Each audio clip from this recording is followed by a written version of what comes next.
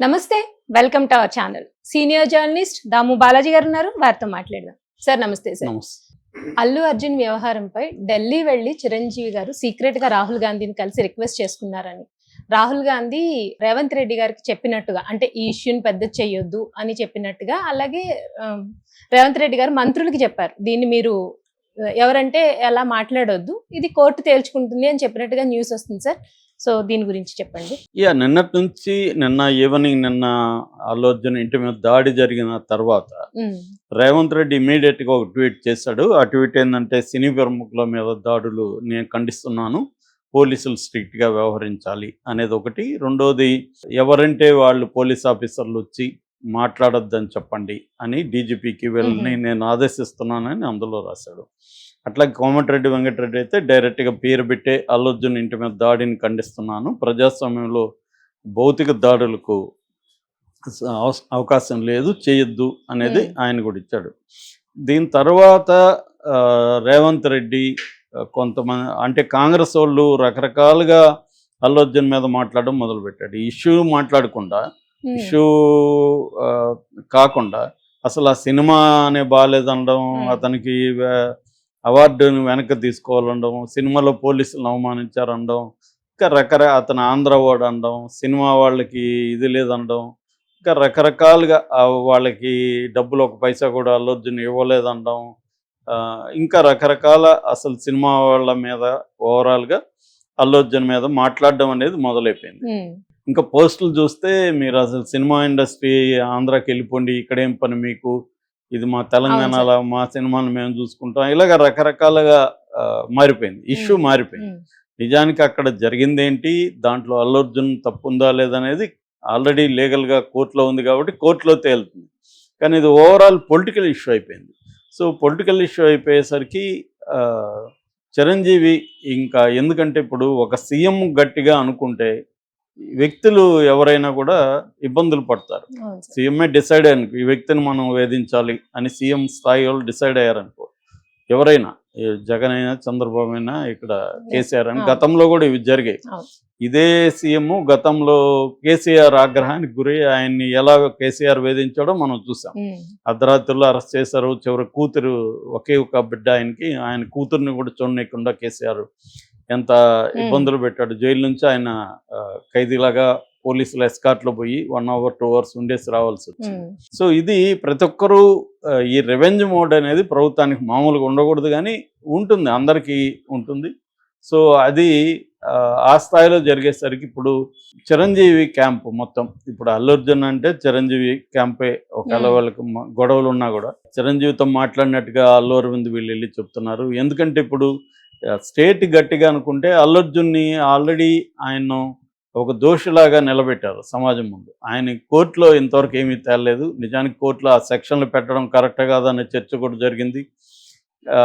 ఒక రకంగా court defence అడ్వకేట్ల వాదనలను బలమిచ్చి ఈయనకి ముందస్తు బెయిల్ కూడా 4 వారాలు గ్రాంట్ చేసింది.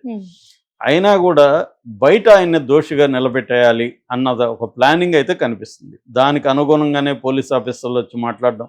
మామూలుగా అయితే ఇటువంటి కేసుల్లో పోలీస్ ఆఫీసర్లు వచ్చి అతను నేరం చేశాడని సాక్ష్యాలంతా ప్రవేశపెట్టరు. నువ్వు ప్రవేశపెట్టాల్సింది ఎక్కడ?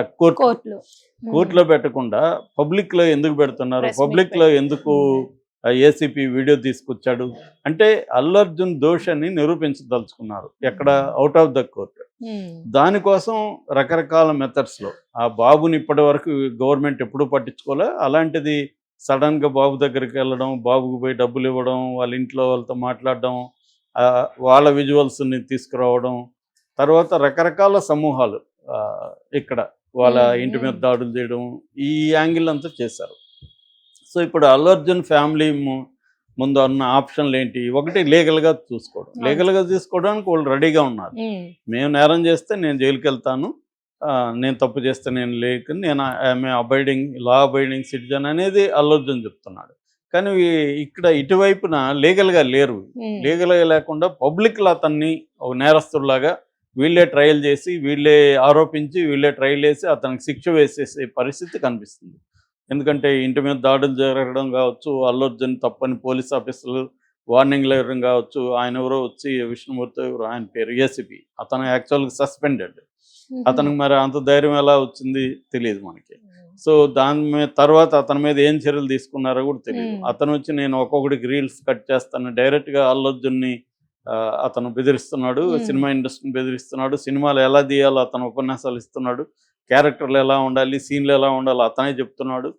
ఆ స్థాయిలో అతను వచ్చి అంటే అల్లు అర్జున్ని అన్ని రకాలుగా అతని క్యారెక్టర్ అసాసినేషన్ చేయడం అన్న ఒక యాంగిల్లోకి వెళ్ళిపోయింది. అప్పుడు ఇంకా అల్లు అర్జున్ ఫ్యామిలీ ముందన్న కర్తవ్యం ఏంటి? లీగల్గా ఎలాగో వాళ్ళు లీగల్గా అయితే రెడీగా ఉన్నారు, కానీ ఇది లీగల్ కాదు కదా, ఇది ఇంకా గందరగోళం అయిపోయింది. సో వాళ్ళు అప్పుడు ఏం చేయాలంటే రేవంత్ రెడ్డిని కంట్రోల్ చేసేది ఎవరు? రాహుల్ గాంధీ లేకపోతే సోనియా గాంధీ. వాళ్ళు మాత్రమే రేవంత్ రెడ్డిని కంట్రోల్ చేయాలి. ఇంకెవరు మాట ఆయన వినే పరిస్థితి కనిపించలేదు. అందుకని డైరెక్ట్గా, ఎందుకంటే చిరంజీవి కూడా కాంగ్రెస్లో టెక్నికల్గా ఉన్నాడు, రాజకీయాలకు దూరమైన. నిజానికి అల్లు అర్జున్ మామ కూడా కాంగ్రెస్లో ఉండి ఎమ్మెల్యేగా ఎంపీగా ట్రై చేశాడు, సీట్ రాలేదని. అందుకని ఇప్పుడు ఒకవైపు మామ ఇక్కడ ఇన్ఛార్జి కాంగ్రెస్ ఇన్ఛార్జీలను కలవడానికి నిన్నంత వెళ్ళారు. చిరంజీవి ఏమో ఢిల్లీ వెళ్ళాడని చెప్తున్నారు, వెళ్ళాడా లేదనేది అఫ్సియల్గా ఎక్కడ అనౌన్స్మెంట్ రాలేదు. వెళ్ళాడు, రాహుల్ గాంధీని కలిశాడు. రాహుల్ గాంధీ నుంచి రేవంత్ రెడ్డికి ఒక ఆదేశం వచ్చింది, నువ్వు ఇంతటితో దీన్ని పబ్లిక్గా చేయడం ఆపేసేయండి, ఇది కాంగ్రెస్ పార్టీకి కూడా బ్యాడ్ నేమ్ వస్తుంది. సో ఆల్రెడీ నేషనల్ వైడ్ ఒక బ్యాడ్ నేమ్ వచ్చింది, స్టేట్లో కూడా ఇప్పుడు బ్యాడ్ నేమ్ వస్తుంది. ఎందుకంటే ఇదేమి నేషనల్ ఇష్యూనో లేకపోతే స్టేట్ వైడ్ మాట్లాడాల్సిన ఇష్యూ కాదు. ఒక అన్ఫార్చునేట్ ఇన్సిడెంట్, ఒక థియేటర్లో ఒక ప్రమాదం జరిగింది, ఒక ఆమె చనిపోయింది. దీన్ని మీరు నేషనల్ ఇష్యూ లాగా లేకపోతే స్టేట్ వైడ్ ఇదే ఇష్యూ అన్నట్టుగా మీరు ప్రొజెక్ట్ చేస్తున్నారు. అతన్ని కోర్టులో తేలాల్సిన వ్యక్తిని బయట మీరు దోషులాగా మాట్లాడుతున్నారు, ఇది కరెక్ట్ కాదు, లీగల్గా వెళ్ళండి, లీగల్ కోర్సులోకి వెళ్ళండి అని రాహుల్ గాంధీ చెప్పినాడని. అందుకని రేవంత్ రెడ్డి నిన్న తన కాంగ్రెస్ పార్టీలో నాయకులందరికీ ఒక మౌఖిక ఆదేశాలు జారీ చేశారని, మీరెవరు కూడా ఇంకా దీన్ని గురించి మాట్లాడకండి, ప్రతిపక్షాల మీద ఫోకస్ చేయండి కానీ ఈ ఇష్యూలో మాట్లాడకండి అని. అందుకనే నిన్న ఎంపీ చామల కిరణ్ కుమార్ రెడ్డి కూడా మాట్లాడుతూ, మాకు సినిమా ఇండస్ట్రీ మీద ఏం వ్యతిరేకత లేదు, ఇది ఒక జరిగిన సంఘటన, దాన్ని మేము లీగల్గానే డీల్ చేస్తాము అనేది ఆయన మాట్లాడారు. అట్లాగే మిగతా వాళ్ళు కూడా చాలామంది కాంగ్రెస్ నాయకులు కూడా అదే టోన్లోకి వచ్చారు. అంటే రేవంత్ రెడ్డి ఇంకా చాలు, వీళ్ళకి ఇచ్చింది చాలు, ఈ షాక్ చాలు అనేది అనుకున్నాడు. రెండోది, అక్కడ ఇది పెంచితే రాహుల్ గాంధీ ఇంటర్ఫియరెన్స్ అయ్యే అవకాశం ఉంది.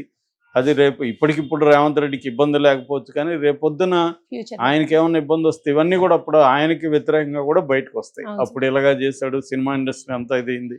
ఎందుకంటే సినిమా ఇండస్ట్రీ మెల్లగా అమరావతి వైపు చూద్దామన్న ఆలోచన కూడా వాళ్ళకి వచ్చినట్టు. అవన్నీ రేపొద్దున హైదరాబాద్ బ్రాండ్ ఇమేజ్ని, తెలంగాణలో బ్రాండ్ ఇమేజ్ని దెబ్బతీస్తాయి ఖచ్చితంగా. ఎందుకంటే ఒక ఇండస్ట్రీని అటాక్ చేస్తున్నారంటే మిగతా ఇండస్ట్రీలు కూడా భయపడతాయి. రేపు పొద్దున మన పరిస్థితి ఏంటి?